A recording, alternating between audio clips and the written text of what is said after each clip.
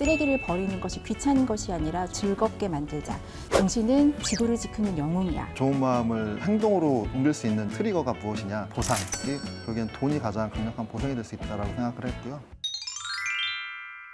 안녕하세요. 아산나눔재단 AR 지식연구소 소장 이우진입니다. 스타트업의 실제 고민과 성장 케이스를 살펴보는 스타트업 성장 노트. 오늘은 두 분이 함께 나오셨습니다. 자, 실장님, 교수님 안녕하세요. 네, 안녕하세요. 저는 야놀자 플랫폼 커뮤니케이션 실장을 맡고 있는 김유경입니다. 반갑습니다. 네, 안녕하세요. 저는 한양대학교 에리카 경영학부에 있는 이미숙 교수입니다. 두 분이 나오시니까 제가 굉장히 마음이 든든합니다. 오늘 이렇게 두 분을 같이 모신 이유가 있을 거예요. 한 번에 두 개의 기업을 우리가 이제 다뤄볼까 생각을 하고 있습니다. 좌청룡, 우베코 이 두 분을 모시고 두 마리 토끼, 아니 사례를 꽉 잡아보도록 하겠습니다. 제가 청룡이라는 말씀이신 거죠? 뭐 왼쪽에 앉아 계시니까 청룡이죠. 생긴 건 그렇지 않지만. 네. 사실 이게 청룡이 이제 비나 구름, 날씨, 기후를 다스리는 사진인데 그거 다 알고 말씀하시는 걸로 알고 있겠습니다. 맞습니다. 오늘 저희가 다룰 주제가 바로 기후잖아요. 6월 5일이 세계 환경의 날이잖아요. 이 기후 문제를 해결하고자 하는 스타트업들을 구독자들한테 한번 소개해보면 어떨까? 교수님, 요즘 스타트업 업계에서도 환경 분야는 꽤 중요한 이슈 아닌가요? 기후변화, 기후위기라는 것은 지구상에 살고 있는 사람들이라면 피해갈 수 없는 문제이기도 하고요. 그래서 이 문제를 기회로 바꾸고자 도전장을 내미는 기후테크 스타트업이 점점 증가하는 추세입니다. 자, 그럼 그 중에서도 주목할 만한 기업, 두 기업의 사례를 살펴볼 건데요. 바로 슈퍼빈과 오이스터 에이블입니다. 이 두 기업은 우리가 매일 사용하고 또 버리는 쓰레기, 이 쓰레기를 재활용하는 순환 경제를 바탕으로 비즈니스 모델을 만든 기업이에요. 비슷한 것 같지만 또 다른 모습을 가지고 있는 이 두 기업을 우리 한번 살펴보도록 하겠습니다. 김유경 실장님께서는 슈퍼빈을, 또 이미숙 교수님께서는 오이스터 에이블을 아산 기업가정식 리뷰에서 직접 집필하셨잖아요. 아마 그래서 누구보다도 이 두 기업에 대해서 잘 알고 계실 것 같아요. 김유경 실장님, 혹시 슈퍼빈은 어떤 기업인지 간단히 설명 부탁드리겠습니다. 슈퍼빈은 최근에 제일 핫한 키워드인 친환경과 AI라는 키워드가 모두 이제 접목될 수 있는 기업인데요. 2015년도에 이제 김정빈 당시 이제 코스틸 대표님께서 코스틸을 나오셔서 만든 기업이고, 김정민 대표님은 섬유라든가 제강 쪽, 소재 쪽 분야에서 전문성을 갖고 계실 분이고, 이분이 이제 회사를 나오셔서 창업을 하시려고 이제 보다 보니까 쓰레기로 나온 배출물이 재활용되지 않고 자원으로 다시 환원되지 않는 이런 데 문제점을 갖고 계셨었어요. 그래서 이것을 어떻게 다시 자원으로 순환시킬 수 있을까, 순환 경제 체제를 어떻게 만들 수 있을 것인가에 대한 고민해서 처음에 창업을 하게 되셨습니다. 저희가 분리배출을 열심히 하고 있으니까 그런 것들이 잘 이루어지고 있었다고 생각이 드는데 그렇지 않나요? 정책적, 제도적, 문화적으로 모두 문제가 있다고 볼 수 있을 텐데요. 우리나라 그 EPR 보조금이라는 게 있습니다. Extended Producer Responsibility라고 그 약자인데, 플라스틱이나 일회용 제품들을 만드는 회사들은 자연을 파괴시킨다라는 기본 전제가 있기 때문에 플라스틱 제조회사들이 여기에 EPR 보조금에 대한 기금을 납부를 하고 있습니다. 그러면 기금을 재활용을 위해서 수거하거나 분류하는 회사들한테 이 돈을 지급함으로써 자연스럽게 재활용이 될 수 있게끔 이걸 유도를 하고 있는데요. EPR 보조금은 기본적으로 중량 대비해서 돈을 받기 때문에 이거를 열심히 다 모아서 단지 EPR 보조금을 받는데 이 중간에 이렇게 분류 재활용 업체들이 좀 노력을 많이 기울이고 있고요. 그러다 보니까 우리가 아무리 열심히 플라스틱을 분리 배출해도 재활용 현장에서는 원활하게 재활용 시스템이 작동하지 않는 생태계여서 순환이 안 되고. 순환이 안 되고 있습니다, 사실상. 그래서 이 시스템에 대한 변화가 좀 필요하지 않을까라는 생각으로 창업을 하게 됐습니다. 그러면은 아예 재활용이 가능한 폐기물들을 슈퍼빈에서는 다 수거를 해서 더 쉽게 더 많이 재활용될 수 있는 순환 경제를 만들겠다라는 게 비전이겠네요. 폐기물들을 수거하기 위해서 어떤 노력들을 하고 있나요? 슈퍼빈이라는 회사의 이름이 굉장히 직관적이지 않습니까? 그러니까 빈이라는 게 쓰레기통이니까 네프론이라는 AI 기술을 접목한 똑똑한 스마트 쓰레기통을 개발을 했는데요. 페트병이나 캔을 넣으면은 캔의 색깔이라든가 페트병의 색깔, 종류 같은 걸 자동으로 인식해서 그걸 새 분류를 하고 그다음에 압축까지 합니다. 그 압축한 거를 갖고 슈퍼빈이 수거해서 재활용 생태계에 넘기는 방식으로 재활용품 수집을 하고 있습니다. 오이스터 에이블은 또 어떤 기업인지 굉장히 궁금합니다. 오이스터 하면은 맛있는 굴 생각이 나는데 또 이렇게 진주 목걸이까지 이렇게 하고 오신 거 보니까 네. 뭔가 큰 연관이 있는 것 같습니다. 네, 오이스터 에이블은 우리말로 하면 흙 속의 진주를 의미한다고 합니다. 쓰레기도 제대로 분리 배출을 하고 재활용을 한다면 새로운 가치를 창출할 수 있다는 생각으로 배태관 대표가 설립한 기후테크 스타트업인데요. 배태관 대표는 이제 학창 시절에 환경 건축을 전공을 했다고 합니다. 그때부터 도시 환경에 좀 관심이 많았고요. 고등학교 시절에는 항상 주위에 있는 쓰레기를 줍는 습관이 있었는데 그것을 친구들이 보고 칭찬을 해주었을 때 굉장히 큰 동기부여를 받았다고 합니다. 그래서 재활용을 하는 사람들에게 어떻게 하면 더 큰 동기부여를 할 수 있을까를 고민하고 창업을 시작을 했다고 하는데요. 오이스터 에이블 역시 순환 경제 시스템에 좀 주목을 했습니다. 소비자와 쓰레기 수거 선별업체 그리고 이들 업체를 선정하고 관리하는 지자체에 이르기까지를 하나의 밸류체인으로 볼 수 있을 것 같은데요. 그 중에서 이 밸류체인의 그 어떤 하나의 행위자만 잘한다고 해서 문제가 해결되기는 힘들다는 생각을 했습니다. 이들 이해관계자를 모두 어떻게 하면 연결할 수 있을까를 좀 고민을 했고요. 특히 이 밸류체인의 가장 첫 번째 단계인 수거 단계에 좀 주목을 했습니다. 오이스터 에이블도 그럼 수거를 할 수 있는 기술을 가지고 있나요? 네, 엑스퍼빈의 네프론처럼 오이스터 에이블도 사물 인터넷 기술에 기반한 분리수거함인 랄랄루프를 개발해서 폐기물을 수거하고 있습니다. 이 두 기업 모두 소비자로부터 폐기물을 수거하고 그걸 또 재활용을 활성화한다는 사업을 한다는 공통점이 있는 것 같습니다. 근데 슈퍼빈의 아까 말씀하신 네프론하고 방금 말씀하신 오이스터 에이블의 랄라루프 그 두 기술에 쓰인 원천 기술이 조금 다르다고 들었는데 좀 설명을 해주시겠습니까? 네, 그 스퍼빈 같은 경우는 일단 그 네프론의 그 이미지 센싱 기술이랑 머신러닝 기술이 좀 도입이 됐는데요. 페트병의 색상이나 뭐 뚜껑의 여부, 라벨의 유무, 물이 들어가 있는지 아닌지 이런 것들을 이미지 센싱 기술을 통해서 일단 파악을 하고요. 판독을 통해 수거할지 말지 여부를 결정을 하고요. 네프론이 모은 재활용 용품들을 정기적으로 수거해서 순도 높은 페트병으로 다시 재활용시키는 구조를 갖고 있습니다. 전국적으로 이미 설치가 많이 되어 있다고 하는데 전국적으로 15개 지자체에 한 1000대에 육박하는 규모가 설치되어 있고요. 2021년에는 청와대에도 설치가 됐었던 걸로 확인을 했습니다. 굉장히 많이 설치가 되어 있군요. 네, 저희가 흔히 볼 수 있는 행정복지센터라든가 요즘에 기업체에서도 많이 도입되어 있는 상태고요. 그러니까 지자체나 군부대 가면은 좀 요즘에 자주 볼 수 있는 장치로 위상이 많이 올랐습니다. 그럼 랄라루프는 어떤가요? 오이스터 에이블의 랄랄루프는 좀 더 다양한 종류의 폐기물을 회수하고 있습니다. 그래서 페트, 캔뿐만 아니라 우유팩도 회수하고 있고요. 또 다회용 컵이나 다회용 택배 상자, 그리고 다회용 장바구니까지 이런 재사용품 회수도 가능합니다. 제주도나 서울시청 근처에 있는 스타벅스에서 쉽게 만나보실 수 있고요. 얼마 전에 서초구청에 방문할 일이 있었는데 구청 1층에 있는 카페테리아에서 랄랄루프의 다회용 컵 회수기를 만나볼 수 있었습니다. 저도 기억을 해보니까 어디선가 사용해본 적이 있는 것 같아요. 근데 수거하는 물품이 굉장히 다양한데 이걸 어떻게 그 안에서 구분을 할 수 있나요? 제품에 있는 QR코드나 이 바코드를 인식할 수 있는 리더기가 있고요. 인공지능을 통해서 이제 비전 인식 기능을 이용을 하고 있고 폐기물의 무게와 적재량 등을 감지할 수 있는 센서 이 세 가지 기술을 접목을 해서 활용하고 있습니다.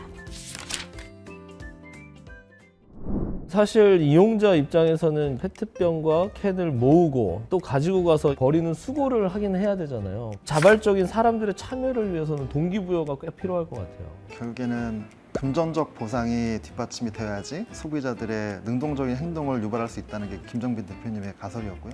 실제로 이제 행동경제학 측면으로 보면은 사람들이 좋은 마음을 갖고 있더라도 이 좋은 마음을 좀 행동으로 옮길 수 있는, 유발할 수 있는 그 트리거가 무엇이냐? 보상이 결국에는 돈이 가장 강력한 보상이 될 수 있다고 생각을 했고요. 그래서 페트병이나 캔을 가지고 네프론에 투입을 하면 개당 10원 정도의 보상을 드리고 있습니다. 사실 큰 경제적 보상은 아닐 텐데 이걸 통해서 모두 재활용에 동참한다는 공감대를 형성을 할 수 있게 되고 소비자들의 기본 능동적인 행위를 좀 유발했다라고 말씀드릴 수 있을 것 같습니다. 오이스터 에이블 경우에는 이제 창업 자체가 어떻게 하면 시민들에게 동기부여를 많이 할 수 있을 것인가에 대한 고민으로 시작했다고 했잖아요. 쓰레기를 버리는 것이 귀찮은 것이 아니라 좀 즐겁게 만들자. 당신은 지구를 지키는 영웅이야. 라는 식의 이제 보상 체계를 좀 고민을 했습니다. 경제적인 유인뿐만이 아니라 내재적 보상인 이제 사회적인 인정 이런 것들을 좀 연결시키고자 좀 했습니다. 랄랄루프 분리수거함에 쓰레기를 버리게 되면 이와 연동된 오늘의 분리수거라는 앱이 있습니다. 그래서 이 앱에서 이제 포인트를 적립을 받는데요. 이 적립된 포인트를 모아서 제휴 기업의 물품을 구매하거나 모바일 쿠폰 등으로 교환을 할 수가 있습니다. ESG 경영에 관심이 많은 기업들이 이 보상 시스템의 제휴 기업으로 참여 중에 있습니다.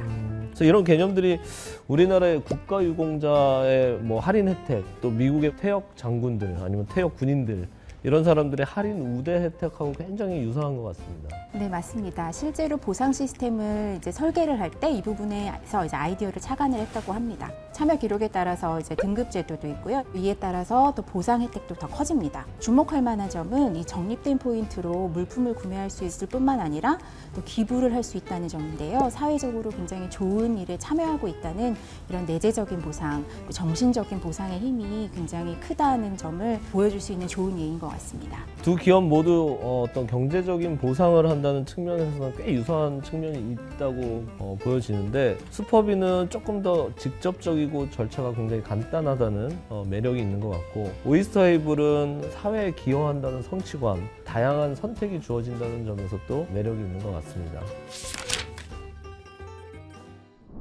지원금 제도를 활용하던 기존 생태계 참여자들 이 사람들 사이에서도 갈등과 반발 뭐 이런 것들이 좀 있었을 것 같습니다. 재활용 생태계가 폐쇄적이었기 때문에 그 신규 사업자가 진입하는 것 자체가 굉장히 좀 쉽지 않았고요. 지자체에서도 이분들께서 페트병 같은 재활용 물품을 수거해 가지 않으면 쌓이게 되니까 지역 민원들이 굉장히 크게 발생을 합니다.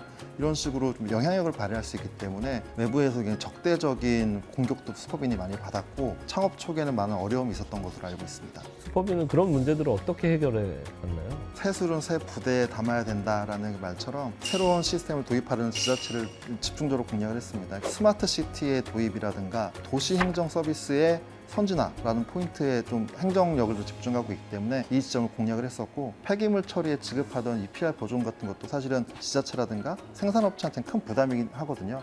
이 지원금을 감축할 수 있으면서 지자체 행정력을 선진화할 수 있는 방향으로 좀 집중을 했고 실제로 이 노력들이 결과가 지금 15개 지자체에서 1000대에 가까운 넷플을 설치하게 된 그 배경이 되었다고 볼 수 있을 것 같습니다. 슈퍼비는 새로운 방식의 경쟁력을 부각했군요. 그래도 이 기존 업체들의 저항이 계속됐을 것 같은데 이 문제를 해결하기 위해서 김정미 대표님이 직접 그 기존의 폐기물 수거업체 분들과 만나서 많이 논의를 하시면서 기존의 폐기물 처리 업체에서도 고순도 페트플레이크를 만드는데 좀 기여할 수 있도록 이분들이 분류하신 고순도 페트병을 슈퍼빈이 매입하는 방식으로 이 생태계에 참여하실 수 있도록 지원하는 형식으로 좀 논의를 펼치고 계셨고 현재도 이 분야에 대해서는 그 논의를 하고 계신 걸로 알고 있습니다.